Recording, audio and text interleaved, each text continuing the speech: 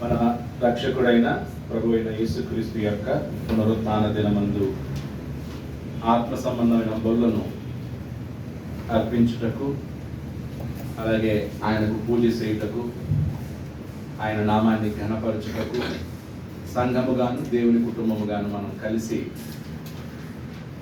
మనల్ని తమ సహవాసమునకు పిలిచినటువంటి, మన సహవాసానికి తండ్రిని కుమారుని పరిశుద్ధాత్మని మనం పిలవలేము. వాళ్ళ సహవాసానికి మనం వచ్చాం. మనం వాళ్ళని పిలిచామా, వాళ్ళ సహవాసంలోకి మనం వెళ్ళాము. మనం పిలవలేదు. అందుకే తన కుమారుని యొక్క సహవాసమునకు పిలిచిన, అంటే తండ్రి తన కుమారుని సహవాసానికి మనల్ని ఏం చేశాడు? పిలిచాడు. సో కాబట్టి మనం కుమారుని సహవాసానికి వచ్చాం. తండ్రి సహవాసంతో, తండ్రితో సహవాసం చేస్తున్నాం, పరిశుద్ధాత్మతో సహవాసం చేస్తున్నాం. చాలాసార్లు అంటే మనకు తెలియనప్పుడు మనం ఏమనుకున్నామంటే, మనం ఈ సండే ఫిక్స్ చేసాం, మనం ఈ టైం ఫిక్స్ చేసాం, కాబట్టి మనం వచ్చినప్పుడు ఎవరు వస్తారు? దేవుడు వస్తాడు అని అనుకుంటూ ఉంటాం. మనం ఫిక్స్ చేయలేదు, డేట్ టైం మనం ఫిక్స్ చేయలేదు. డేట్ ఎవరు ఫిక్స్ చేశారు? మొదటి శతాబ్దంలోనే పరిశుద్ధాత్మను ఫిక్స్ చేశారు. ఫలానా రోజున రొట్టె విరవాలి, జ్ఞాపకం చేసుకోవాలి ప్రభువును. కాబట్టి మనం వాళ్ళ సహవాసంలోకి వచ్చాం, వాళ్ళతో సహవాసం చేస్తాం. కాబట్టి ఈరోజు తండ్రితోనూ కుమారుడితోనూ పరిశుద్ధాత్మతోనూ మనం ఏం చేస్తున్నాం అనమాట? సహవాసం చేస్తాం అందరం కలిసి. కాబట్టి ఆ సహవాసంకి వచ్చినప్పుడు మనం ఆనందంగా, నిష్కపటమైన హృదయాలతో, సంతోషంగా, సమాధానంగా, మొత్తం మన మైండ్ అంతా కూడా ఏ దురుద్దేశాలు కానీ ఇలాంటివి ఏమి లేకుండా తండ్రి సన్నిధానంకు చేరి దేవుణ్ణి మహిమపరచడం, ఘనపరచడం, స్తుతించడం, ఇది మనకి చాలా గొప్ప అవకాశం. దీన్ని మనం ఎప్పుడూ కూడా నిర్లక్ష్య ధోరణిలో వెళ్ళకూడదు. ప్రకటన గ్రంథం మనం చదువుకుంటున్నాం. ఎన్నో అధ్యాయంలో ఉన్నాం? 19 అయిపోయింది. 20వ అధ్యాయం.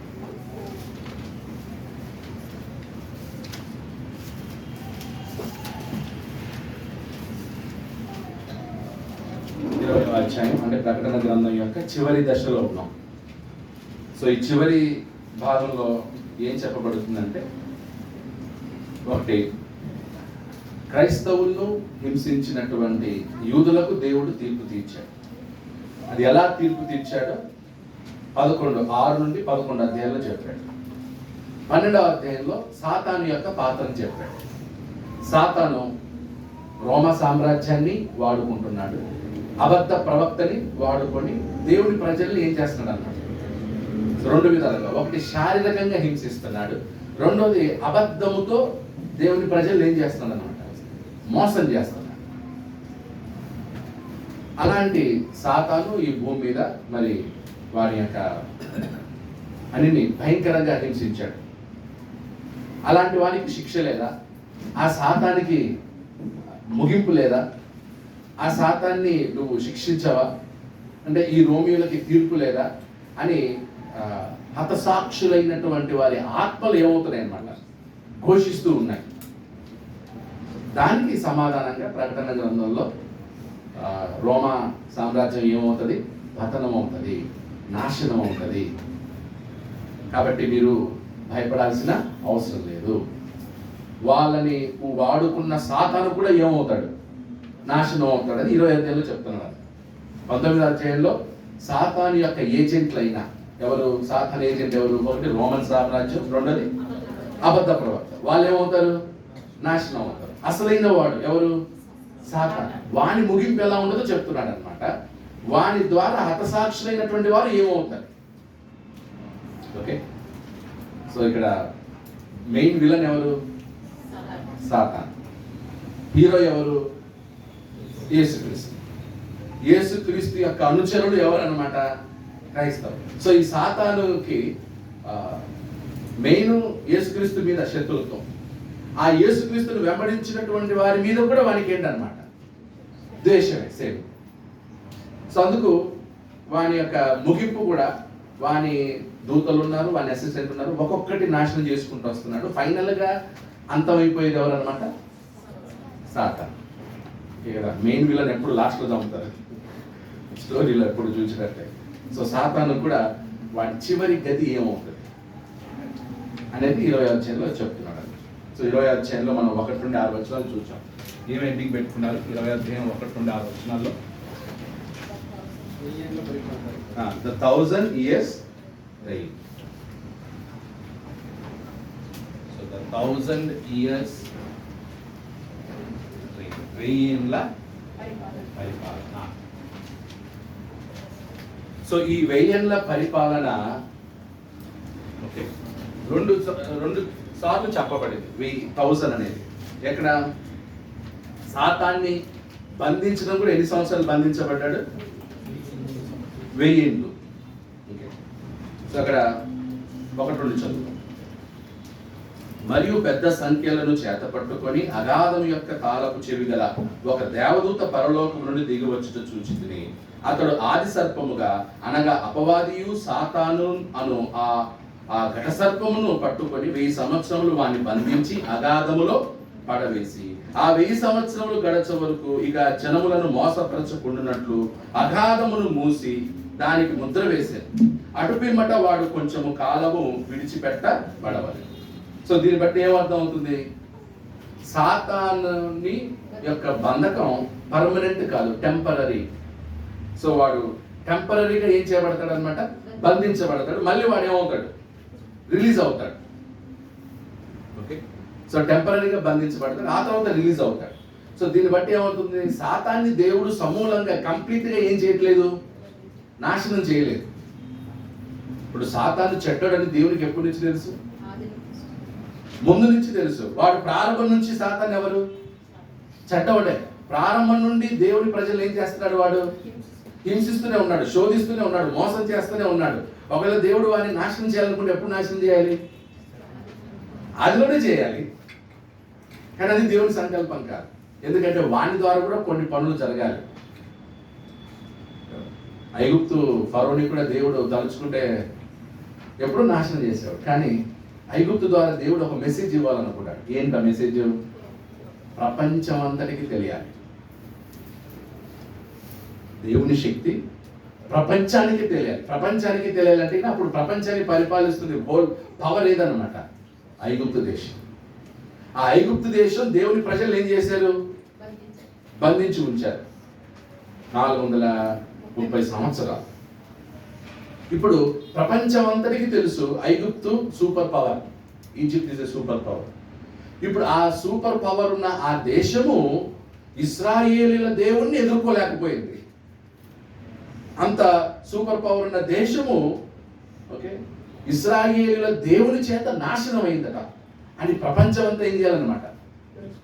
దేవుని గురించి తెలుసుకోవాలి. అందుకే 10 తెగుళ్ళు. వాస్తవానికి యాక్చువల్లీ 1-2 తెగుళ్ళకే ఫరో ఏమయ్యాడు? మార్మోన్స్ పొందాడు, వద్దయ్యా వెళ్ళిపోయాడు. కానీ దేవుడు ఏం చేశాడు? వాడిని మళ్ళీ కఠినపరిచాడు. ఎందుకు? ఇంపాక్ట్ అవ్వాలి. దేవుని శక్తి ఏంటో ప్రపంచం అంతటికి తెలియాలి. కాబట్టి వాడి హృదయాన్ని వాడు మారాలనుకున్నా కూడా దేవుడు వదలట్లే.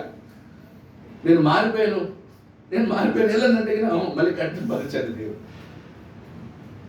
కొన్నిసార్లు మనం మారాలనుకున్నా కూడా అవకాశం దొరకదు. అందుకే మారాల్సిన టైంలో మారాలి. ఇంకా టైం ఉందిలే, ఇంకా చాలా టైం ఉంది, అప్పుడు మారదాంగా, ఇంకా అప్పుడు చూసుకుందాం అంటే ఇన్నప్పుడు సమయం అవకాశం కూడా దొరకదు. సో అవకాశం ఉన్నప్పుడు వెంటనే మారు మనసు పొందాలి. సో త్వరలో మారు మనసు పొందుతున్నప్పుడు దేవుడు అవకాశం ఉంటుంది. కారణం ఏంటంటే ఆ ఐగుప్తు దేశాన్ని, అది చెడ్డదే, కానీ ఆ చెడ్డ దేశం ద్వారా దేవుడు ఏమయ్యాడు? ప్రపంచం అంతటా వ్యాప్తి చెందాడు కదా.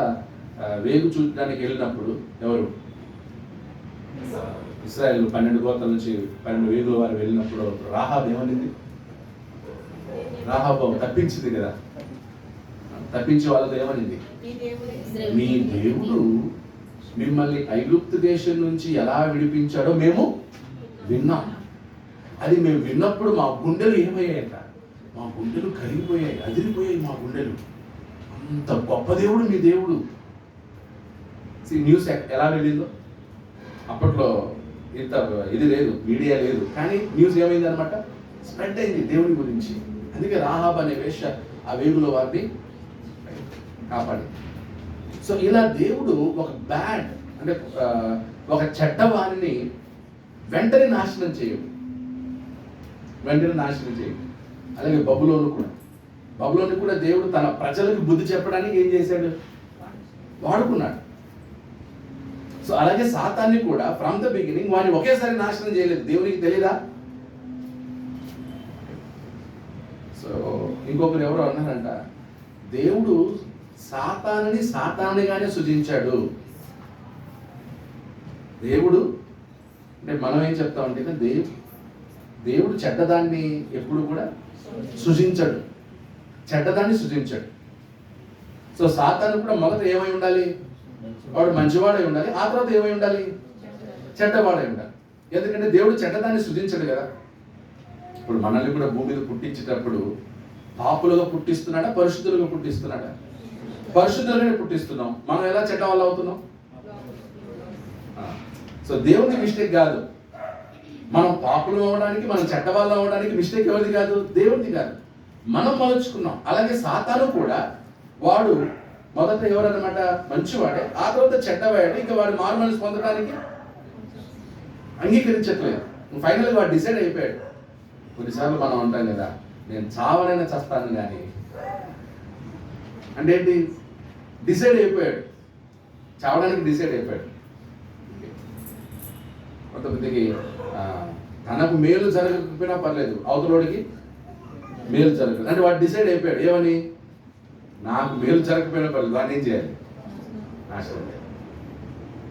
కొంతమంది నేను చేయలేకపోయినా పర్లేదు, వాడిని మాత్రం ఈరోజు చంపేస్తాను అంటే వాడు డిసైడ్ అయిపోయాడు. అలా సాతాను కూడా ఏమయ్యాడు అనమాట, డిసైడ్ అయ్యాడు. ఆయన ఏమంటే అనుకోనిలే, ఆయన తీర్పు తీస్తే తీర్చని, అగ్నిగుండం వేస్తే వేయని, నరకంలో వేస్తే వేయని, నేను ఒక్కడైనా నాతో పాటు తీసుకెళ్తాను వీళ్ళందరినీ. ఎవరు? సాతాను. వేస్తే సాతానికి అగ్నిగుండం ఉందని తెలియదా, సాతానికి నరకం తెలియదా? మరి తెలిసిన వాడు ఎందుకు ఇలా చేస్తున్నాడు అంటే వాడు డిసైడ్ అయిపోయాడు, నేను పోతే ఒక్కడిని పోకూడదు, ఎక్కడికి, నరకానికి, అగ్నిగుండానికి నేను ఒక్కడిని పోను, నాతో పాటు నువ్వు సృజించిన వాటిని కూడా నేనేం చేస్తాను, నాతో పాటు తీసుకెళ్తాను, అది నా టార్గెట్. సో కాబట్టి ఆ సాతాన్ని అప్పటి నుంచి దేవుడు అలా ఉంచాడన్న. సో వాని ద్వారా కూడా ఒక ఉపయోగం ఏంటంటే రియల్ క్రిస్టియన్స్ బయటపడతారు. సాతాను యొక్క శోధనల వల్ల ఎవరు నిజమైన క్రైస్తవులు, ఎవరు క్రీస్తు కొరకు ప్రాణాలు ఇస్తారు, ఎవరు తమ ప్రాణాన్ని చెంతగా క్రీస్తును ప్రేమిస్తారో వాళ్ళు ఏమవుతారనమాట, బయటపడతారు. ఆ పని దేవుడు చేయలేడు కదా, శోధించే పని ఎవరు చేయలేరు, దేవుడు చేయలేడు, వీడు చేస్తున్నాడు. సరే ఓకే, వీడి ద్వారా ఒక మేలు జరుగుతుంది కాబట్టి వీడిని ఉంచుతాం. సో అంటిల్ దేవుని రాజ్యం పూర్తయినంత వరకు, దేవుని రాజ్యంలో దేవుడు సంతృప్తిగా ఓకే మన రాజ్యానికి కావలసిన వాళ్ళందరూ దొరికేశారు, ఇంకా చాలు అనుకున్నప్పుడు, ఇంకా చాలు, రాజ్యం నిండింది చాలు, రాజ్యంలోకి వచ్చినటువంటి వాళ్ళు చాలు, ఇంకా క్లోజ్ చేయండి, తలుపులు మూసేయండి అనే పిలుపు వచ్చేంత వరకు ఎవరుంటారు, సాతాను ఉంటాడు. యేసుక్రీస్తు రెండవ రాకడ వరకు సాతాను ఉంటాడు. కానీ కాలాన్ని బట్టి వాని యొక్క పవర్ ఏమవుతుంది అనమాట, దేవుడు ఏం చేస్తాడు, కంట్రోల్ చేస్తాడు. యేసుక్రీస్తు భూమి మీద ఉన్నప్పుడు వానికి హెవీ పవర్ ఉంది. ఓకే, యేసుక్రీస్తు మరణించిన తర్వాత వాని పవర్ ఏమైందనమాట, వాడు బంధించబడ్డాడు. కొంచెం లిమిటేషన్. అపోస్తలుల కాలంలో మళ్ళీ అంత పవర్ లేదు, వాడు రాలేదు, వాని దూతలు అపవిత్ర ఆత్మలు కనిపెట్టారు తప్ప సాతాను కనపడలేదు. యేసుక్రీస్తు భూమి మీద ఉన్నప్పుడు సాతాను కూడా భూమి మీద వచ్చాడు. యేసుక్రీస్తును నేరుగా ఏం చేశాడు, వాడు శోధించాడు. క్రీస్తు యొక్క శిలువ మరణంలో సాతాను యొక్క పవర్ ఏమైందన్నమాట, బంధించబడింది. సో వానికి లిమిటేషన్ ఇవ్వబడి, ఆ లిమిటేషన్లో కూడా వాడు పరలోకం నుంచి త్రోయబడ్డాక ఏం చేస్తున్నాడు అనమాట, రోమా సామ్రాజ్యాన్ని, అబద్ధ బోధని పుట్టించాడు. ఇప్పుడు వాడిని మళ్ళీ ఏం చేస్తారంట, బంధిస్తాడు. మళ్ళీ సాతాను ఏం చేయబడతాడు? బంధించబడతాడు, టెంపరీగా బంధించబడతాడు. ఆ తర్వాత మళ్ళీ వాడు ఏమవుతాడంట? రిలీజ్ అవుతాడు. సో కాబట్టి మొదటి శతాబ్దంలో సాతాను అంటే సాతాను యొక్క ఇది మీకు తెలియాలి. సాతాను యేసుక్రీస్తు కాలంలో ఉన్నాడా? ఉన్నాడు. ఆ తర్వాత యేసుక్రీస్తు యొక్క శిలువ మరణంలో సాతాను యొక్క పవర్ ఏమైందనమాట? వాని పవర్ ఏమైందనమాట? చితగొట్టబడింది. అప్పుడు వాడు పరలోకంలో ఉన్నాడు. యేసుక్రీస్తు మళ్ళీ ఆరోహణమై వెళ్ళిన తర్వాత వాడు దూతలతోనూ యేసుక్రీస్తుతోనూ ఏం చేయబడ్డాడు అనమాట? యుద్ధం చేశాడు. కానీ సాతాను ఏమయ్యాడు? ఓడిపోయాడు. ఓడిపోగానే సాతాను మళ్ళీ ఎక్కడ పడ్డాడు అనమాట? భూమి మీద పడ్డాడు. సో భూమి మీద పడి రోమా సామ్రాజ్యం ద్వారా ఆ తర్వాత అబద్ధ ప్రవక్తని వాడు వాడుకొని క్రైస్తవులు ఏం చేస్తాడు అనమాట? హింసిస్తాడు. ఇప్పుడు ఈ భూమి మీద ఉన్నటువంటి వీడిని మరలా ఏం చేయబడతాడు అనమాట? వాడు అగాధములో ఏం చేయబడతాడు? బంధించబడతాడు. ఎన్ని సంవత్సరాలు? 1000 సంవత్సరాలు. ఈ 1000 సంవత్సరాలు ఏమన్నారు అనమాట? Temporary, not permanent. బట్ అయితే లాంగర్ పీరియడ్ బట్ టెంపరరీ. ఎక్కువ కాలం వాడు 1000 సంవత్సరాలు అంటే కదా ఎక్కువ కాలం వాడు బంధించబడతాడు. అయితే మళ్ళీ రిలీజ్ అవుతాడు. సో ఈ గ్యాప్లో వాడు బంధించబడిన గ్యాప్లో ఏమవుతుందంటే కదా సువార్త వాక్యము స్థిరపరచబడటం, సువార్త వ్యాపకం అవటం, ప్రపంచం అంతటా కూడా క్రైస్తవ్యం ఏమవుతుంది అనమాట? ఇంకా బలపడుతుంది. సో ఇప్పుడు ప్రజెంట్ 21st సెంచరీలో సాతాను బంధింపబడి ఉన్నాడా? విడవబడి ఉన్నాడా? ఇప్పుడు సాతాను విడవబడి ఉన్నాడు. మన కాలంలో సాతాను ఏమయ్యాడు ఇప్పుడు? అందుకే ఎవరిని మిరుగుదనాన్ని గర్జించి సింహం వలె ఎదురు చూస్తుంది. సో ఇప్పుడు ప్రెసెంట్ వాడికి అంటే యేసుక్రీస్తు భూమి మీద ఉన్నప్పుడు ఎలాంటి పవర్ ఉందో అలాంటి పవర్ ఇప్పుడు సాతానికి లేదు. అపోస్తుల కాలంలో సాతానికి ఎలాంటి పవర్ ఉందో ఇప్పుడు అలా లేదు. అలాగే వాడు ఎక్కడికి త్రోయబడ్డాడు? భూమి మీద త్రోయబడిన తర్వాత ఎలాంటి పవర్ ఉండిందో అలాంటి పవర్ ఇప్పుడు లేదు. కానీ ఇప్పుడు వారు పనిచేసే విధానం వేరు, వాని టూల్స్ వేరు. వాని పవర్ ఏమైందనమాట? కంట్రోల్లో ఉంది. కానీ వాడి అల్టిమేట్ గోల్ ఏంటంటే మోసం చేయటం. ఇప్పుడు ఈరోజు సాతాను ఏం చేస్తున్నాడు? వాని పని ఏంటంటే వాక్యముతోనే మోసం చేస్తున్నాడు. సాతాను యొక్క టార్గెట్ ఏంటనమాట? వాక్యంతో మోసం చేయడం. అంటే ఎలా? వాక్యంతో వాడు ఎలా మోసం చేస్తాడు? ఈ వాక్యంలోనే సత్యము చెప్తాడు. సత్యము ఉంది, అబద్ధము ఉంది. సో ఈ అబద్ధాన్ని పుట్టించింది ఎవరు? సాతానే. యేసుక్రీస్తు ముందే చెప్పాడు ఏమని? గురుగులు గోధుమలు నాటిందేమో యేసుక్రీస్తు, గురుగులు నాటిందేమో అపవాది. అంటే వాడు కూడా ఏం చేశాడు? సువార్త చేశాడు. వాని స్టైల్లో వాడు సువార్త చేశాడు. తద్వారా కూడా వాని మొక్కలు కూడా ఏమయ్యాయి? దాసులు ఏమన్నారు? మేము వెళ్ళి ఆ గురుగుల్ని ఏం చేస్తాం? పీకి పారేస్తాం. అంటే వద్దు, మీరు గురుగుల్ని మీరు పీకి పారేయడానికి వెళ్ళినప్పుడు వేటిని కూడా మీరు గోధుమలు కూడా మీరు పెరిగేస్తారా? కాబట్టి ఉండని, గోధుమలు పెరగని, గురుగులు పెరగని. సో ఆ గురుగు లేదనమాట అబద్ధం, గోధుమలేవి సత్యం. సో ఈ అబద్ధం ద్వారా ఉత్పత్తి అయినవే మత శాఖలు అనమాట. దానికి ఆద్యులు ఎవరనమాట? ఆర్సి. సో ఈ ఆర్సి ద్వారా ఇంకా అబద్ధం ద్వారా ఉత్పత్తి అయినటువంటి బోధలు, మత శాఖలన్నీ కూడా సాతాను యొక్క పంట, సాతాను యొక్క వ్యవసాయం, సాతాను యొక్క విత్తనాలు. అబద్ధం అంతా కూడా ఎవరి విత్తనాలు? సాతానువే. అబద్ధం అంతా సాతానువే. చాలా కేర్ఫుల్గా ఉండాలి. రీసెంట్గా ఒక వార్త విన్నాను. ఒక చర్చ్ ఆఫ్ క్రైస్ట్ ఫ్యామిలీ మళ్ళీ మతశాఖకి వెళ్ళారని విన్నాను. చాలా బాధ వేసింది. చర్చ్ ఆఫ్ క్రైస్ట్ ఫ్యామిలీ మతశాఖకి వెళ్ళిపోయారు. మధ్యకేర్లో కూడా ఒక చర్చ్ ఆఫ్ క్రైస్ట్ ఫ్యామిలీ మతశాఖకి వెళ్ళిపోయారు. సాతాను పనిచేస్తారు, అవి శోధిస్తారు. అని పని ఏంటంటే సత్యములో ఉన్న వాళ్ళని, సత్య మార్గంలో ఉన్న వాళ్ళని, క్రీస్తు శరీరంలో ఉన్న వాళ్ళని ఏం చేయడం? తొలగించడమే, లాగడమే. అందుకే మనలో ఎప్పుడు దురాశ పుడుతుందా అని వాడు ఏం చేస్తుంటాడు? ఎదురు చూస్తూ ఉంటాడు.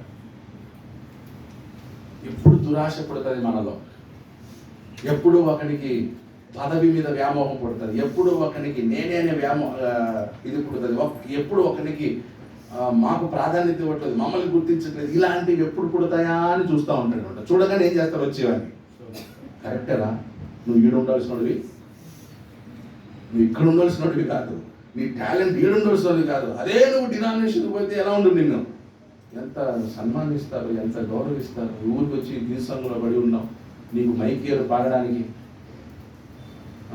అదే డినామినేషన్కి వెళ్తే మైక్ పట్టుకొని ఏం చేయొచ్చు? నేను నీ పాటలు పాడతావు, నడు ఇక్కడ నుంచి. సాతాను వాడి. సో కాబట్టి మనం అర్థం చేసుకోవాలి, సాతాను ఉన్నాడు, ఇప్పటికీ ఉన్నాడు. కానీ వాడి పవర్ ఏమవుతుందన్నమాట? కొన్నిసార్లు కంప్లీట్గా బంధింపబడుతూ ఉంది, కొంతకాలం విడగొడతా ఉన్నాడు. సో ఇప్పుడు మనం సాతాను విడిచివేయబడినటువంటి కాలంలో ఉన్నాం. వాడు మనల్ని మోసం చేస్తూనే ఉన్నాడు. అందుకే సత్యం ప్రకటించకుండా చేస్తున్నాడు. అబద్ధమే ఎక్కువ ప్రకటించబడేటట్లు చేస్తున్నాడు వాడు. అబద్ధమే ఎక్కువ వెళ్ళేటట్లు. సో ఆ అబద్ధంలో వాడు ఆర్సిఎం ఒక టూల్ అయితే, ఇంకొక టూల్ ఎవరంటే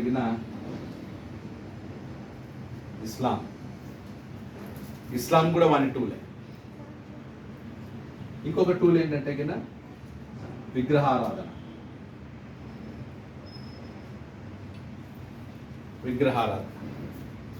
ఇవి వాని ప్రధానమైనటువంటి టూల్. సో వీళ్ళు ఏంటంటే వీళ్ళు పని చేస్తున్నారు. ఏది? ప్రపంచాన్ని మొత్తం ఏం చేయాలి? చేయండి రా, మీరు మీకేం కావాలో నేను సపోర్ట్ చేస్తాను మీకు అంటున్నాడు. వీళ్ళకి సపోర్ట్ చేస్తున్నాడు. ఇది కూడా విగ్రహారాధనే కదా. ఇదేంటంటే సాతాను తానే వెలుగుదూత వేషం వేసుకొని, నేను క్రిస్టియన్స్, మేము క్రీస్తుతో చూడు ఎంత బాగా పెట్టాం బొమ్మ, రండి క్రీస్తు బొమ్మ ఉంది, మరియమ్మ బొమ్మ ఉంది, రండి మరియమ్మ బొమ్మకు ఒక దండేసుకో, అక్కడ 2 బైక్ క్యాండిల్ పెట్టు, గుండు తీసుకో మరియమ్మ కోసం. ఆ డబ్బాలో ఏది?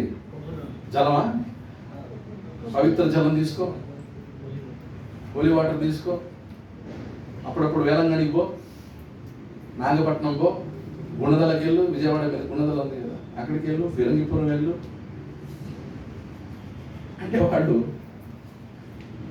అది కూడా సాతాను యొక్క సృష్టే. దీనంతటిని తట్టుకొని సత్యం నిలబడాలి.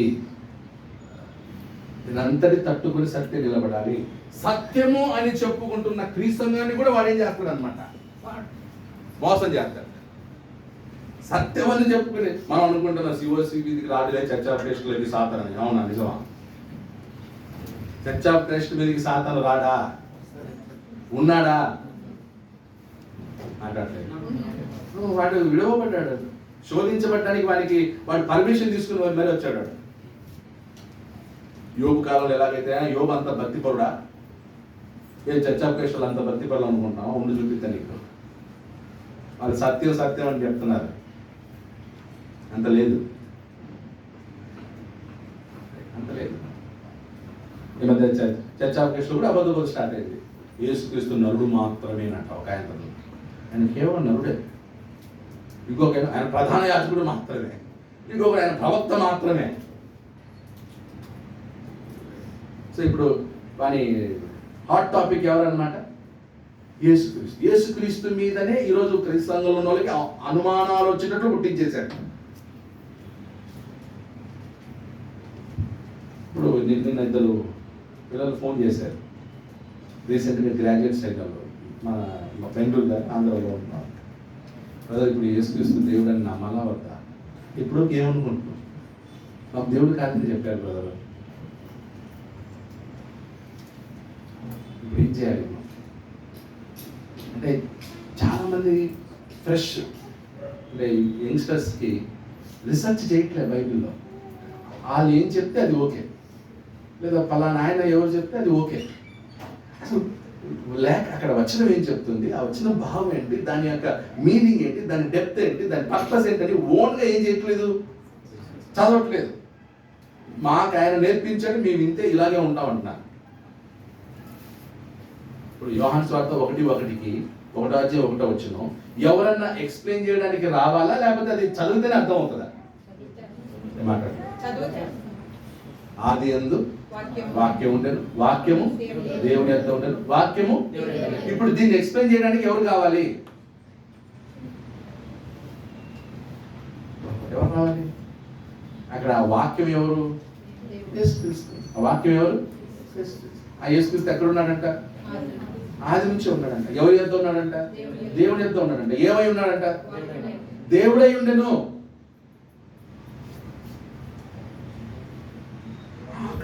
ఇది ట్రాన్స్లేషన్ తప్పు జరిగింది, ప్రింటింగ్ రాంగ్ అయింది అని చెప్పే కదా. సో అలా సాతాను యొక్క క్రియ, సాతాను యొక్క ఉనికి, వాని పర్పస్ మనల్ని చంపడం కాదు, వాని పర్పస్ మనకి కష్టాలు పెట్టడం, ఫైనాన్షియల్ ప్రాబ్లం ఇవ్వడం కాదు. వాని పర్పస్ ఏంటంటే మనల్ని సత్యము నుండి తొలగించడం, మనల్ని క్రీస్తు యొక్క సరళత నుండి ఏం చేయాలి? డైవర్ట్ చేయాలి. అంతైతే చాలు. వాడు దానికోసం మనకి మంచి మంచి డబ్బులు ఇస్తాడు, అలా చేయడానికి కూడా వాడాలి. మరి అలాంటి వాని పరిస్థితి ఏమవుతుందో 25 చెప్పాడు. ఓకే, ఎందుకంటే సార్ ఇప్పుడు ఇది ఇంత బ్యాక్గ్రౌండ్ చెప్పకపోతే మీకు అర్థం కాదు సాధారణ విషయం.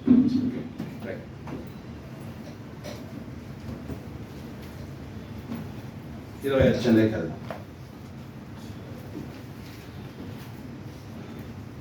సో 1 నుండి 3 వచనాలు ఏం పోయినసారి రాసిన పాయింట్, సాతాను 1000 సంవత్సరాలు ఏం చేయబడతారండి? బంధింపబడును. బ్రాకెట్లో తాత్కాలికంగా రాసుకోండి, టెంపరరీ. మీరు పోయినసారి ఆ పాయింట్ రాసుకుంటారు, కానీ టెంపరరీ అనే మాట రాసుకొని ఉండాలి. 20వ అధ్యాయం ఇది ఏ అయితే దాంట్లో సబ్ పాయింట్ 120, 1 to 3. సాతాను 1000 సంవత్సరములు బంధింపబడును, బ్రాకెట్లో టెంపరరీ.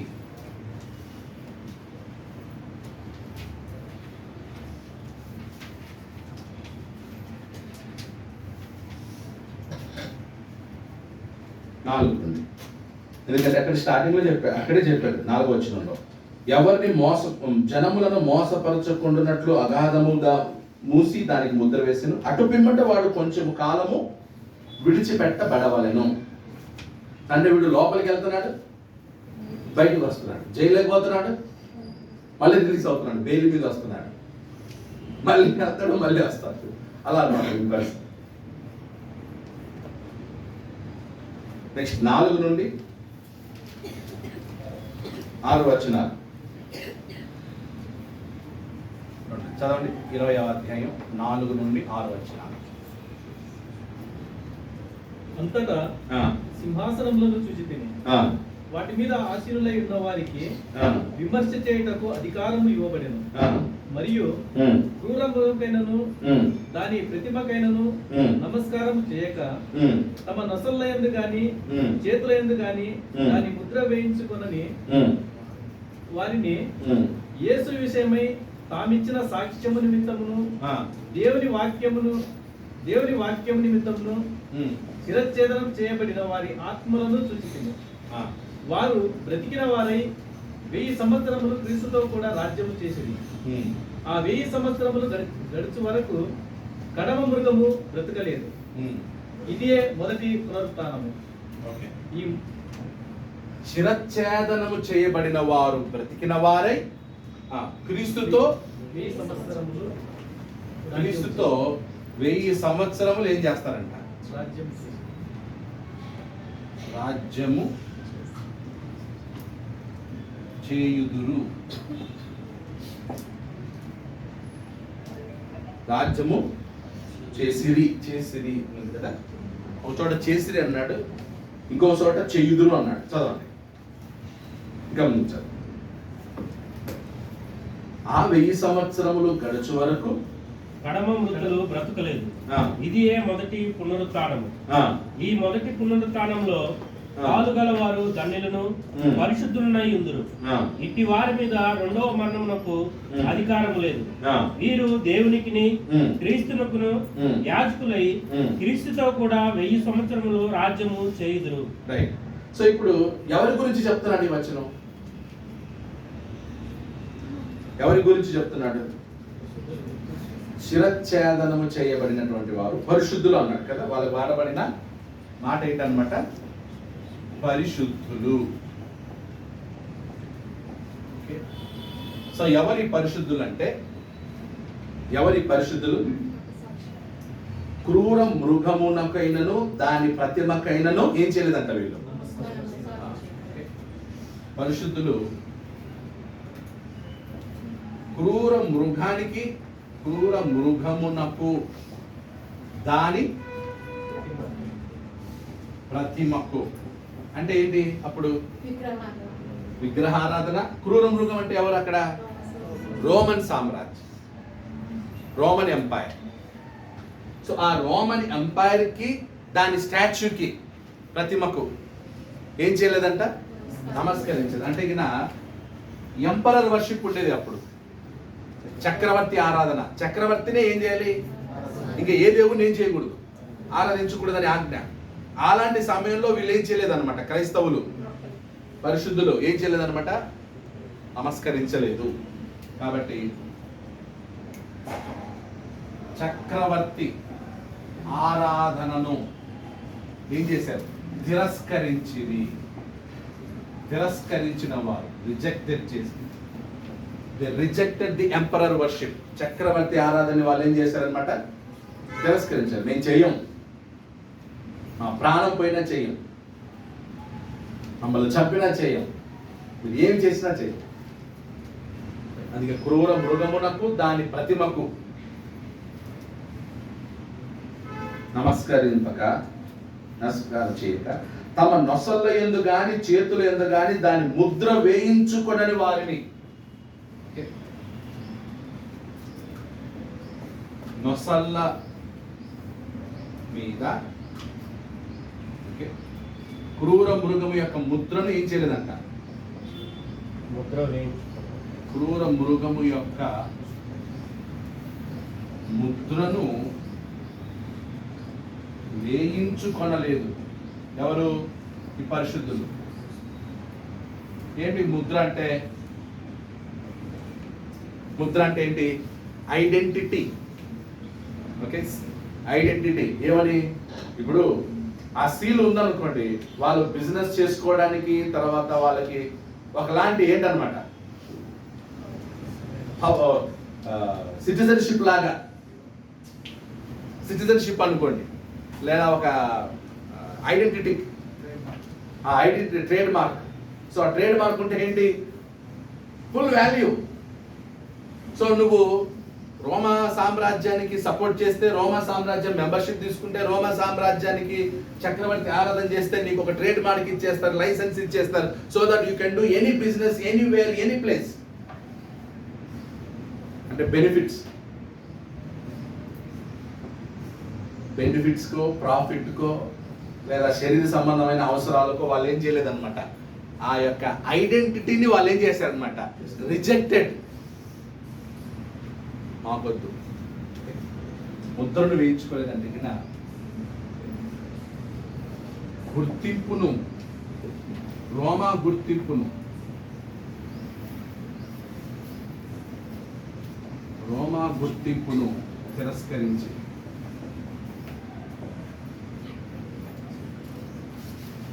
ఇప్పుడు సెన్సస్ జరుగుతోంది కదా, ఓకే, సెన్సస్ మీకు మీ ఇంట్లోకి వచ్చారా?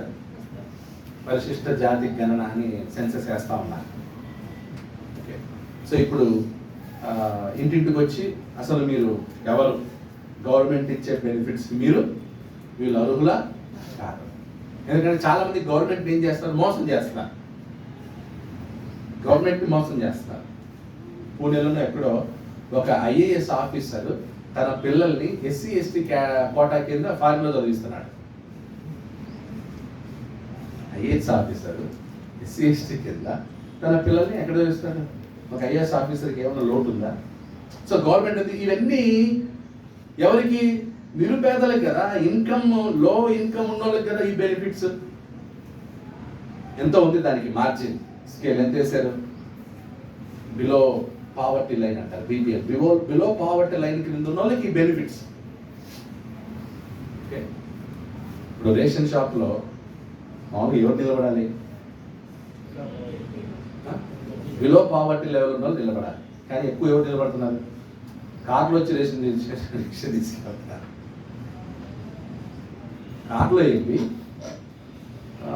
బియ్యము తర్వాత వెళ్ళి తీసుకెళ్తున్నారు.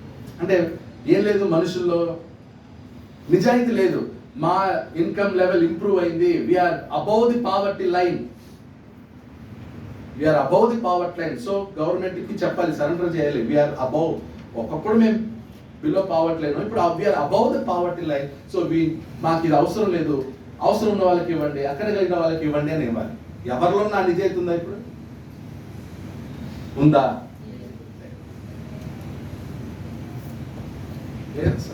కొన్ని ఎస్సీ ఎస్టీ వాళ్ళల్లోనే బాగున్న వాళ్ళు ఉన్నారు, గవర్నమెంట్ జాబ్ వచ్చింది, వాడికైనా ఉంది అసలు అజ్ఞానం. అరే నేను డెవలప్ అయ్యాం, మేము బాగున్నాం, ఇప్పుడు గవర్నమెంట్ జాబ్లు అవి వచ్చి నేను డెవలప్ అయ్యేందుకు మీరు తీసుకోండి, మీరు పొందండి, మేము ఎలా బాగున్నాం కదా. తనకంటే తక్కువ ఉన్నోనికి ఇస్తున్నాడా? వాడు మెక్కుతాడు కానీ, అంటే వాడి కుటుంబంలో వాడి ఫ్యామిలీలో ఉన్నోడికి వాడు సహాయం చేయడు. అది గవర్నమెంట్ ఇప్పుడు మన ఇండియాలో గవర్నమెంట్ ఈ ప్రాబ్లమ్ని గుర్తించి అందరూ మోసం చేసేవాళ్ళే. సో దీన్ని సీరియస్గా తీసుకుని ఏం చేయాలి? గుర్తించి ఇప్పుడు మన దగ్గరకు వస్తుంది, మీరు ఓకే క్రిస్టియన్స్ అయితే మీకు ఈ బెనిఫిట్ ఉండదు, గవర్నమెంట్ జాబ్ రాదు, అవి రాదు, ఇవి రాదు, ఏం చేయాలి? ఇప్పుడు మాట్లాడలేదు. అవును మీరు క్రిస్టియన్ అంటారా? లేకపోతే ఇక లేవు, ఎవరు చెప్పారు? అప్పుడప్పుడు పోతాం అంతే. ఎవరు చెప్తున్నారు సార్? మీరు ఎప్పుడు చూసారు నేను చర్చికి పోయేది? ఒక అతన్ని పట్టుకొని అడిగారంట, ఏం పేరు నీ పేరు? యోహాన్ కదంటే, ఎవరు చెప్పారు యోహాన్? నా పేరు తిమ్మప్ప. నువ్వు యోహాన్ చర్చికి పోతావు కదంటే, యోహాన్ కాదు ఇంకా తిమ్మప్ప, నా పేరు చూసుకో ఆధార్ కార్డు, కానీ చర్చికి పోతావు కదరా నువ్వు. నేను పోను అంటే వానికి ఫ్రీగా ఇల్లు వచ్చింది, గవర్నమెంట్ ఇల్లు ఇవ్వబోతా ఉంది, ఇల్లు వస్తుంది. ఒక్కసారి అబద్ధం ఆడితే తప్పేంటి? ఒకసారి అబద్ధం ఆడితే తప్పేంటి? ఎలాగో నా విశ్వాసం అవన్నీ ఎక్కడుంది? హృదయం లోపల ఉంది, బయట అబద్ధం చేసి లోపలేమో క్రీస్తు, బయట మాత్రం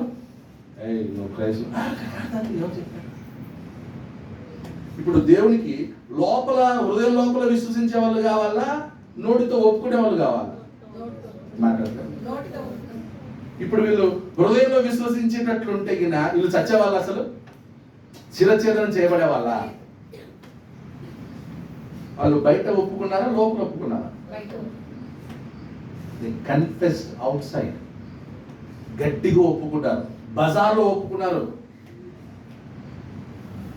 ఆరాధన ఇలా జరుగుతుంటే వచ్చి సైనికులు గుర్రాల మీద వచ్చేసి బయటికి లాక్కొని వెళ్ళి, మీరు క్రీస్తు, మేము క్రీస్తునే ఆరాధిస్తాం, క్రీస్తునే వెంబడిస్తాం. చచ్చిపోతారు మీరు, పర్లేదు. రోడ్లో ఒప్పుకున్నారు, గవర్నమెంట్ మీద ఒప్పుకున్నారు. We have to confess everywhere. అందుకే యేసుప్రభువు ఏమన్నారు? మనుషుల మధ్య ఎవడైతే నన్ను గురించి ఒప్పుకున్నో నేను నా తండ్రి యొద్ద వానిని ఒప్పుకోను.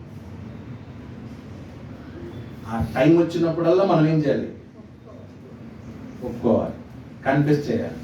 లోపల ఉంది, నేను లోపల పెట్టుకుంటా, లోపల విశ్వసిస్తా, నాకు ఎవరికి చెప్పాల్సిన అవసరం లేదు. నేను పిరికితనమా? పిరికివారు పరలోక రాజ్యాన్ని చూడాలి. పిరికివారు అగ్నిగుండంలోకి వెళ్తారు. తండ్రికి తన కుమారుని గురించి ఒప్పుకోవాలి. తండ్రి సంతోషించేవాడు అక్కడే. తన కుమారుని గురించి మనం ఏం ఒప్పుకుంటున్నాం? తన కుమారుని గురించి ఏం ప్రకటిస్తున్నాం? తన కుమారుని మనం ఎగ్జాల్ట్ చేస్తున్నామా? ఆయన్ని తగ్గిస్తున్నామా? ఆయనకి ఘనత, ఎలాంటి ఘనత తీసుకొస్తామని తండ్రి చూస్తూ ఉన్నాడు.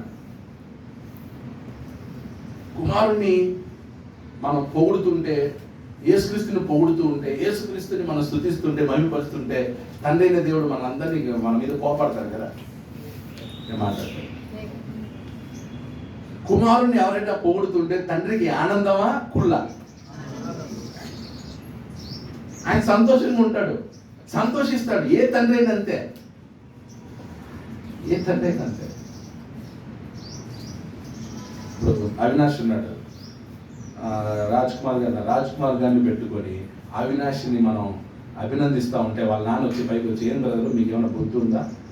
నేను పుట్టానా ముందు, అవినాష్ ముందు పుట్టాడా? నన్ను పొగడకుండా నా కొడుకుని పొగుడుతున్నానంటే ఆయన గొడవ చేస్తాడు కదా ఆయన.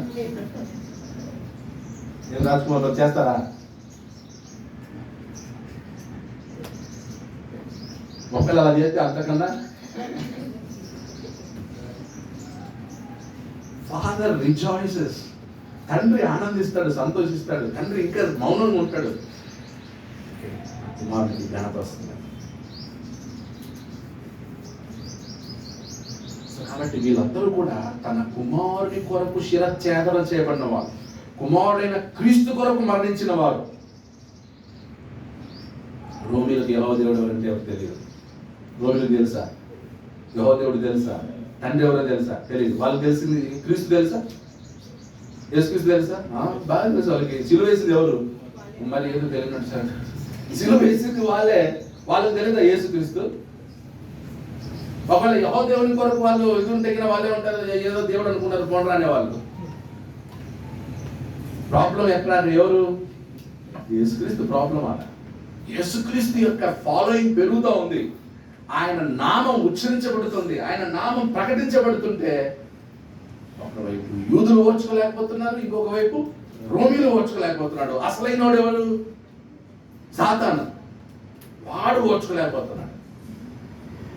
వాడికి దెబ్బ మీద దెబ్బ. ఎట్లా? వాడు యేసు చేతులు ఓడిపోయాడు, దేవదూతల చేతులు ఓడిపోయాడు, సంఘాన్ని హింసించడానికి వచ్చినప్పుడు సంఘ సభ్యుల చేతులు కూడా ఓడిపోయాడు. ఇంకా వాడికి ఎలా ఉంది ఇప్పుడు? ఫెరోషియస్గా ఉన్నాడు, ఉగ్రంగా ఉన్నాడు. కాబట్టి మన నొసళ్ళ మీద కానీ ముద్ర వేయించుకోలేదు, క్రూర మృగానికి నమస్కరించలేదు. ఇంకా యేసు విషయమై తామిచ్చిన సాక్ష్యము నిమిత్తం, యేసు విషయమై ఏమిచ్చారంట? యేసు విషయమై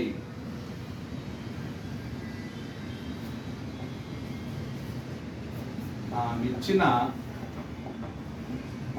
సాక్ష్యము నిమిత్తము. దేవుని వాక్యం యేసుక్రీస్తు విషయమై వాళ్ళు సాక్ష్యం ఇచ్చారు, విట్నెస్.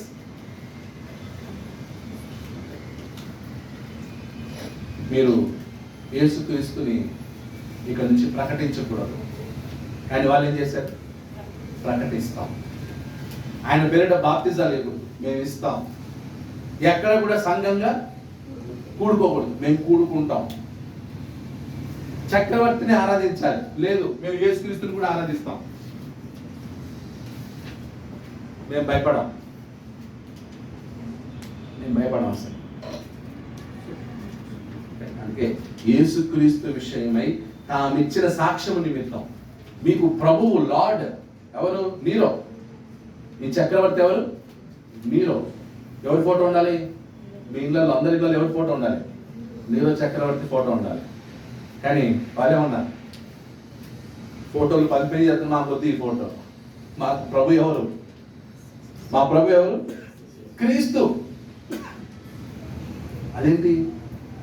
నీరో కదా మీ ప్రభు, మీ లార్డ్ నీరో కదా?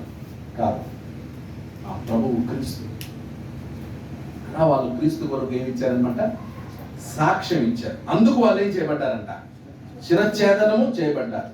యేసుక్రీస్తు విషయమే తాము ఇచ్చిన సాక్ష్యము నిమిత్తము. ఇంకోటి దేవుని వాక్యము నిమిత్తము.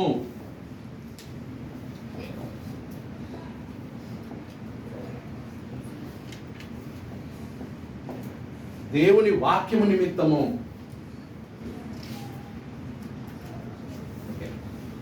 సో ఈ రెండు విషయాల్లో వాళ్ళు ఏమయ్యారంట? శిరచ్ఛేదనము చేయబడి.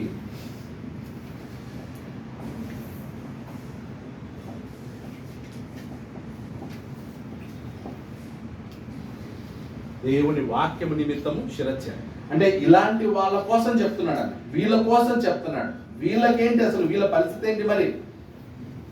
చక్రవర్తి ఆరాధనని తిరస్కరించారు, నొసళ్ళ మీద ముద్ర వేయించుకోలేదు, యేసుక్రీస్తు సాక్ష్యం నిమిత్తం, దేవుని వాక్య నిమిత్తం శిరచ్ఛేదనం చేయబడ్డారే. మళ్ళీ వీళ్ళు ఎక్కడికి వెళ్తారు? ఏమైపోతారు? వీళ్ళకి న్యాయం వద్దా? న్యాయం జరిగేది వద్దా? ఎక్కడుంది ప్రభువా న్యాయం?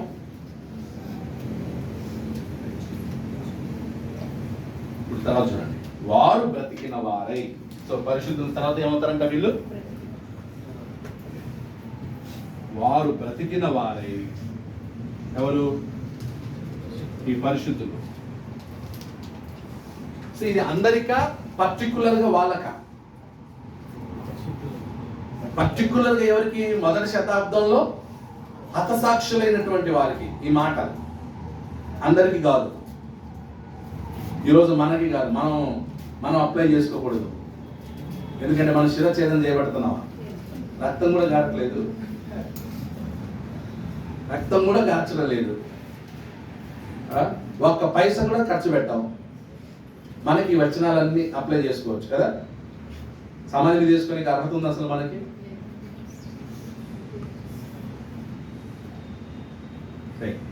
వారు బ్రతికిన వారై, వారు బ్రతికిన వారై 1000 సంవత్సరములు ఏం చేశారంట? 1000 సంవత్సరములు క్రీస్తుతో ఏం చేశారు? అంటే ఏంటి దాని అర్థం? అంటే ఇప్పుడు వాళ్ళు చచ్చిపోయారు కదా, ఇప్పుడు చచ్చిపోయిన వాళ్ళు ఏమవుతారంట? బ్రతికారు వాళ్ళు. మీరు అనుకోవద్దండి చనిపోయారని, శిరచ్ఛేదనం చేయబడ్డారు అంతే అనుకోవద్దండి. వాళ్ళు బ్రతికారయ్యా. వాళ్ళు బ్రతికి ఎవరితో కనిపిస్తున్నారు? క్రీస్తుతో కనిపిస్తున్నారు. క్రీస్తుతో పాటు ఏం చేస్తున్నారు? వాళ్ళు రాజ్యం చేస్తున్నారు. వాళ్ళు బ్రతికారు. మీరు చచ్చిపోయారు అనుకోవద్దండి, వాళ్ళు క్రీస్తు దగ్గర ఉన్నారు. వారి ఆత్మలు క్రీస్తు దగ్గర ఉన్నాయి. వారు బ్రతికిన వారే క్రీస్తు దగ్గర రాజ్యంలో రాజ్యం చేస్తున్నారు. ఎంతకాలం అంటే ఏంటి?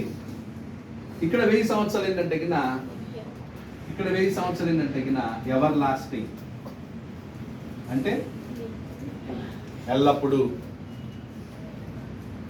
ఇక్కడ 1000 సంవత్సరాలు ఎవర్ లాస్టింగ్, ఎల్లప్పుడు వారు ఏంటన్నమాట? క్రీస్తుతో పాటు ఉంటారు అని అర్థం. నిత్యము వారు క్రీస్తు దగ్గర ఉంటారు వాళ్ళు. నిత్యము అంటే అప్పుడు ఏమన్నారంటే ఆ 1000 సంవత్సరములు గడుచు వరకు కడమ మృతులు బ్రతకలేదు అన్నాడు కదా. కడమ మృతులు అంటే సాతాను అనుచరులు లేదా సంబంధికులు, సాతాను సంబంధికులు. అందుకే వాళ్ళని మృతులు అన్నాడు. పరిశుద్ధులు మృతులు అంటారా? పరిశుద్ధులు ఎవరు? సజీవులు. పరిశుద్ధులు ఏమని సంబోధిస్తారు? పరిశుద్ధ సజీవులు. అందుకే వీళ్ళు బ్రతికిన వారైనారు. ఈ కడమ మృతుకులు బ్రతకలేదు. అంటే ఎవరన్నమాట? సాతాను యొక్క సంబంధికులు. ఇదియే మొదటి పునరుత్థానము. ఏది వీళ్ళకి జరిగినటువంటి మొదటి పునరుత్థానము. ఇది మొదటి పునరుత్థానం. మొట్టమొదటి పునరుద్ధానుడు ఎవరు? యేసుక్రీస్తు. మొట్టమొదటి పునరుద్ధానం ఆయన పునరుద్ధానం. ఆయన తర్వాత పునరుద్ధానైన వారు ఎవరంటే శిరఛేదనం చేయబడ్డవారు. సో ఫస్ట్ రిజరెక్షన్ లో పాలు పొందిన వారు వాళ్ళు. మొదటి పునరుద్ధానంలో పాలు పొందినటువంటి వారు. ఈ మొదటి పునరుత్థానములో పాలుగలవారు ధన్యులు, పరిశుద్ధులునై యుందురు. సో కాబట్టి వీళ్ళందరూ ఎవరన్నమాట? పరిశుద్ధులు. ఎవరంటే ధన్యులు, పరిశుద్ధులు, శిరఛేదనం చేయబడిన వారు ధన్యులు. వీరి మీదికి ఏముండదంట? వీరి మీద రెండవ మరణమునకు అధికారము లేదు. ధన్యులు. రెండవ మరణము అంటే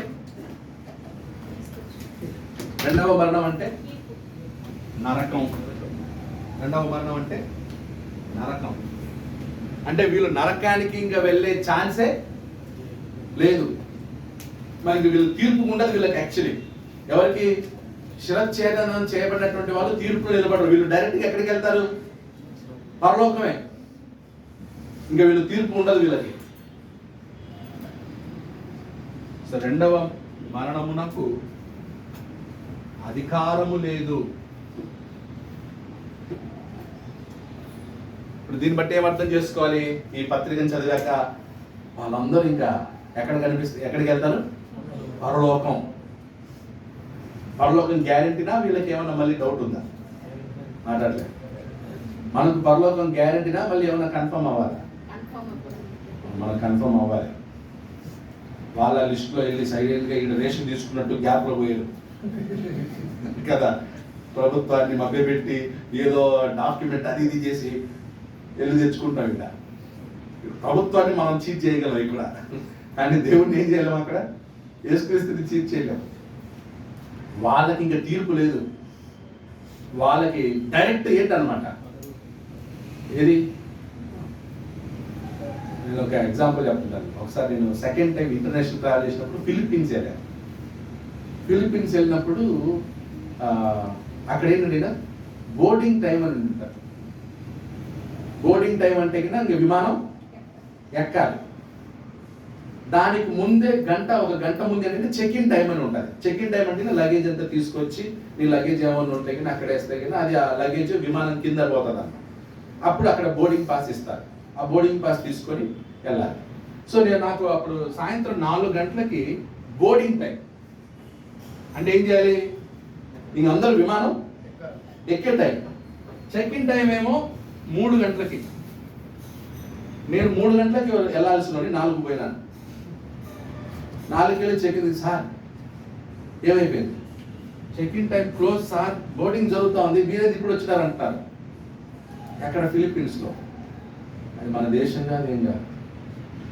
ఇంకొక టికెట్ బుక్ చేయాలంటే ఎలా బుక్ చేయాలో తెలియదు. అప్పుడు రిక్వెస్ట్ చేస్తారు. ఫస్ట్ టైం నేను ఫిలిప్పీన్స్కి వచ్చాను, ఇండియా నుంచి వచ్చాను, నాకు మీరు ఏమన్నా చేయండి, హెల్ప్ చేయండి, నాకు తెలియదు. సో నేను బోర్డింగ్ టైంకి వెళ్ళి అక్కడ నిలబడ్డాను చక్కగా. సో వాళ్ళు ఏం చేశారంటే వెంటనే వాళ్ళ సుపీరియర్ ఆఫీసర్ కాల్ చేసి ఫోన్ చేసి ఇలా ఉంది సిచ్యువేషన్ అంటే అప్పుడు వాళ్ళు ఏం చేశారంటే నాకు విఐపి కేటగిరీ ఇచ్చారు. విఐపి కేటగిరీ అంటే నా లగేజ్ కూడా విఐపినే. లగేజ్ విఐపి, నేను విఐపి. 2 గార్డ్స్ వచ్చారు, సెక్యూరిటీ గార్డ్స్. ఇక అంతే, ఒక రైట్ ఒక లెఫ్ట్ మధ్యలో నేను తీసుకెళ్తున్నారు. ఒక్క సెక్యూరిటీ చెకింగ్ లేదు. తర్వాత ఏం చేస్తారు? సెక్యూరిటీ చెకింగ్ చేస్తారు కదా, స్కాన్ చేసి తర్వాత బోర్డింగ్ పాస్ చెక్ చేసి కానీ ఏం లేదు. బోర్డింగ్ పాస్ వాళ్ళు తీసుకున్నారు, నన్ను అలా గట్ట తీసుకెళ్ళిపోయి మిగతా వాళ్ళందరూ క్యూలో అక్కడ నిలబడ్డారు, బస్సు ఎక్కారు, బెట్లెక్కుతా ఉంటారు. నేను చూస్తున్నాను ఇక్కడ నుంచి, నేను వెళ్ళాల్సిన ఫ్లైట్లో. నన్ను మాత్రం లోపల నుంచి అలా తీసుకెళ్ళి డైరెక్ట్గా ఫ్లైట్ లోపలికి తీసుకెళ్ళారు. ఆ బిజినెస్ క్లాస్ ఎంట్రీ లోపల నుంచి తీసుకెళ్ళి వీపీ యాక్సెస్లో నుంచి ఇప్పుడు నాకు దేవుడు కనబడ్డాడు. ఇది కదా దేవుని యొక్క ప్రావిడెన్స్. అలా నాకు సెక్యూరిటీ చెక్ లేకుండా డైరెక్ట్గా విమానంలోకి ప్రవేశం. వీళ్ళకి తీర్పు లేకుండా డైరెక్ట్గా పరలోకం. ఎవరికి? శిరచ్ఛేదనము చేయబడిన వారికి. యేసు విషయమై సాక్ష్యము నిమిత్తము, వాక్యము నిమిత్తము శిరచ్ఛేదన చేయబడినటువంటి వారు తీర్పు రోజున నిలబడరు. వాళ్ళకి డైరెక్ట్ పరలోకం. ఆశీర్వాదమా కాదా? అప్పుడే చెప్తున్నాడు, వాళ్ళు బ్రతికారు, పరలోకంలో క్రీస్తుతో పాటు రాజ్యము చేస్తున్నారు అన్నాడు. వారి మీద రెండవ మరణమునకు అధికారము లేదు. వీరు క్రీస్తుకును వీరు దేవునికిని క్రీస్తుకును యాజకులై క్రీస్తుతో కూడా 1000 సంవత్సరములు రాజ్యము చేయదు. క్రీస్తుతో కూడా 1000 సంవత్సరములు రాజ్యము చేయదు.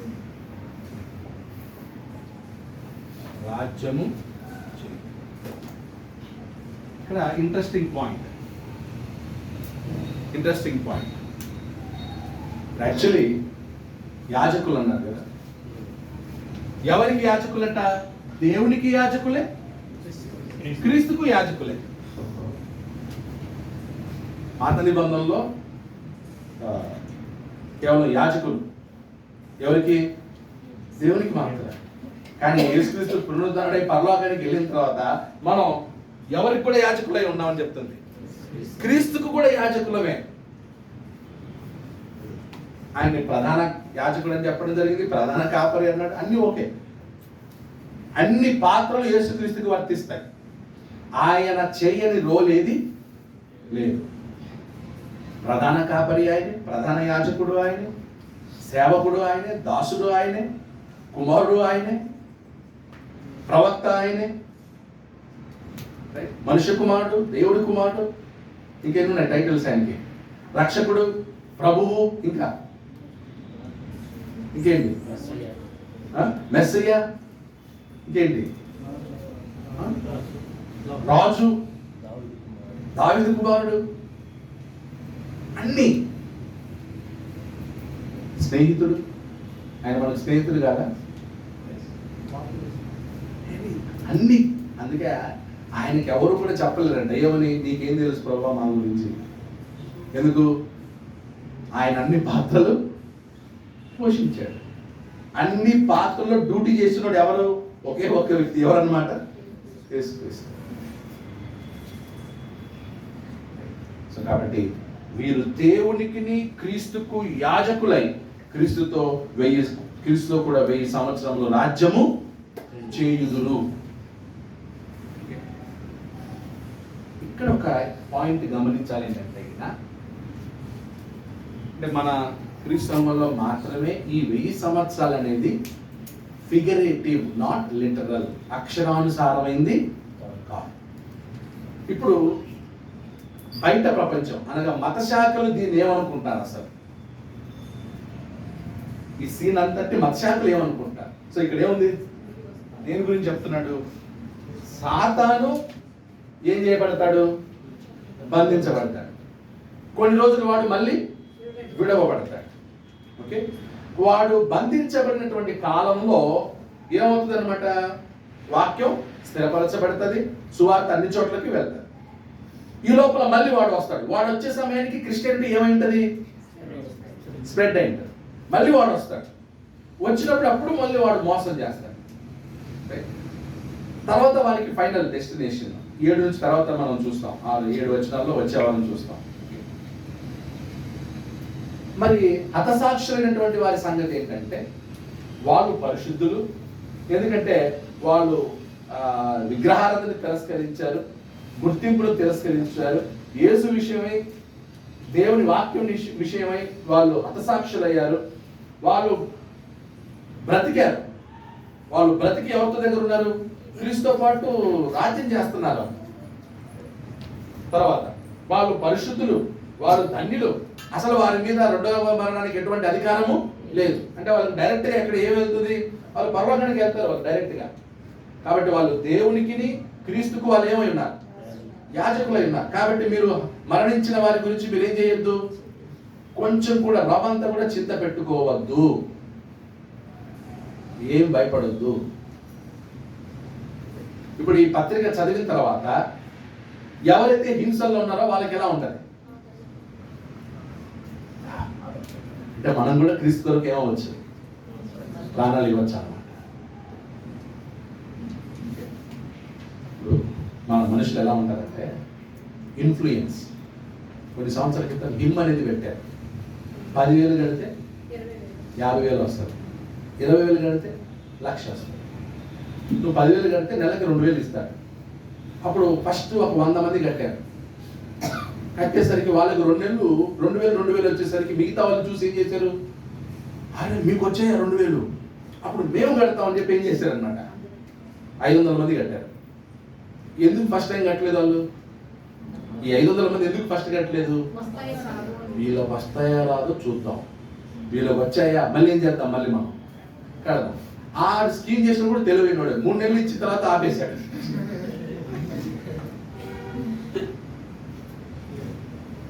అంటే మనుషులు ఏంటంటే అవతలను చూసిన తర్వాత ఏమవుతారు అన్నమాట. సో అది ఒక బ్యాడ్ ఎగ్జాంపుల్, ఇది గుడ్ ఎగ్జాంపుల్.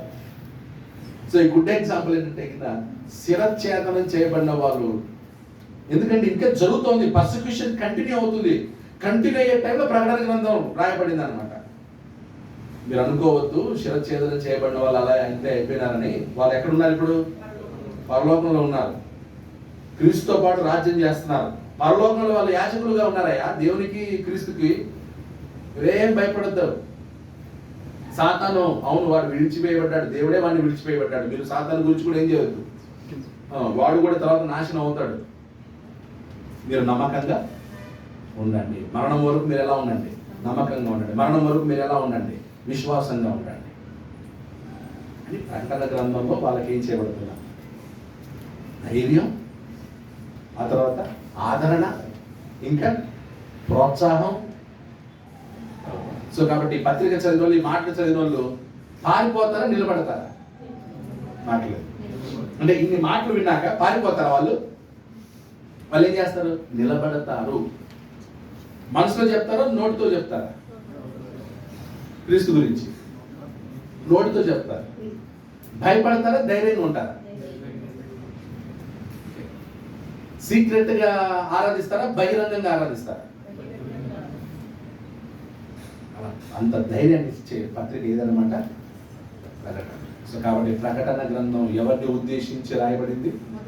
మొదటి శతాబ్దంలో క్రీస్తు కొరకు, వాక్యం కొరకు హతసాక్షులైనటువంటి వారిని దృష్టిలో పెట్టుకొని, ప్రస్తుతం అంటే అప్పుడు ఆ కాలంలో ఇంకా హింసలకు గురయ్యేటువంటి క్రైస్తవుల్ని బలపరచడానికి, ఆదరించడానికి, ధైర్యం చెప్పడానికి రాయబడింది. రాస్తున్నాయని కూడా ఎక్కడి నుంచి రాస్తున్నాడు? చెరలో నుంచి రాస్తున్నాడు. ఎవరు?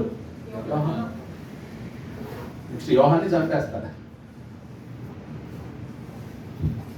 అలా ప్రకటన.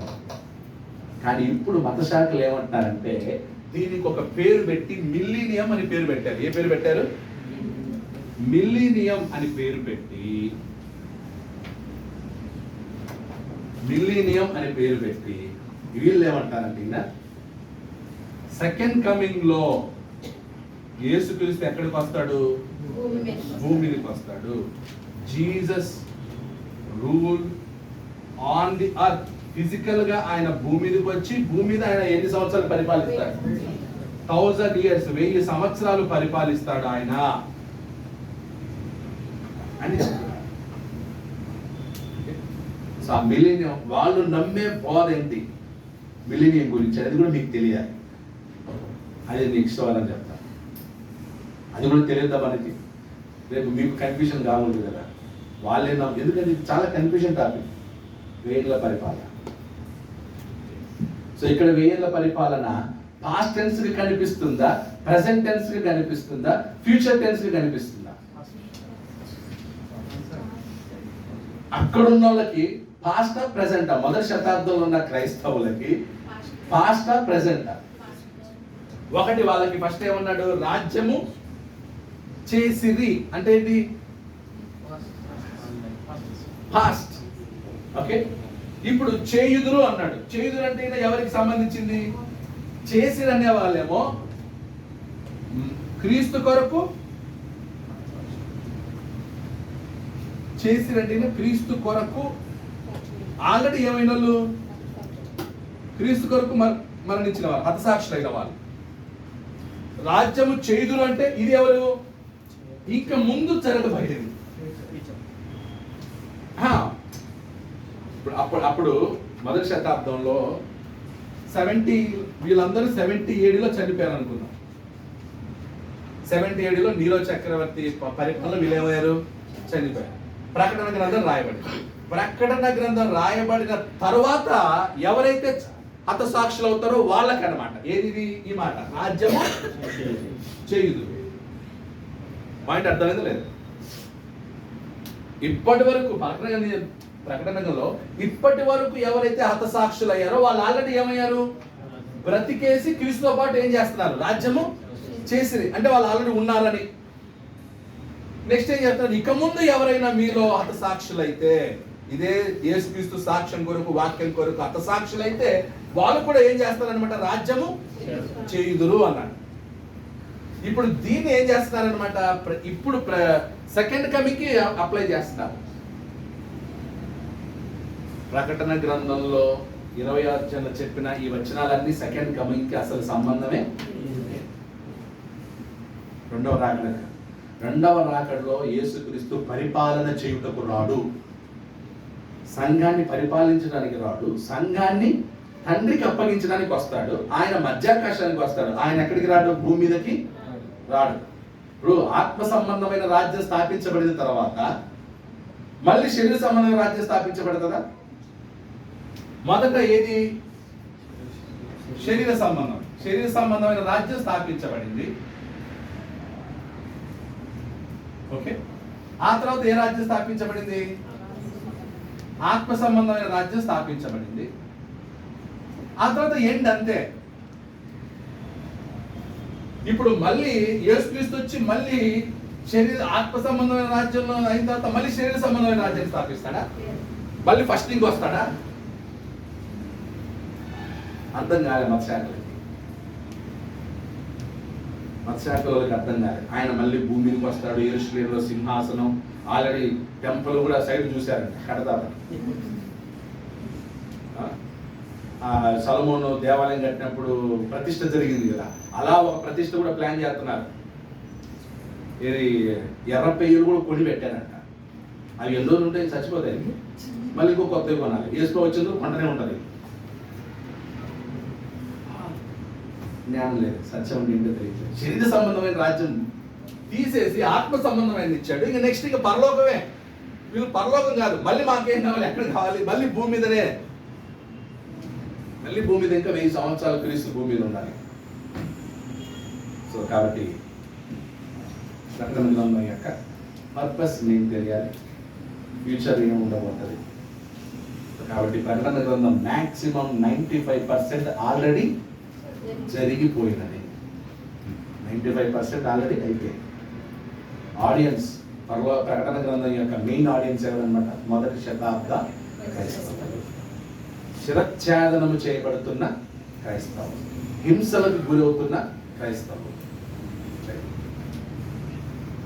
వచ్చే వారం 6-7 వచనాలు ఆలోచన. పోయిన వారం కూడా ఇక్కడ వరకు వచ్చాం. ఒకటి ఆపరేషన్ చెప్పాం. మళ్ళీ ఈ వారం ఆనే ఉన్నాం.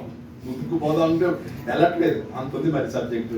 దేవుడి చిత్తం అయితే వచ్చే వారం 6 నుండి మిగతా వారం ఆలోచన. అందరికీ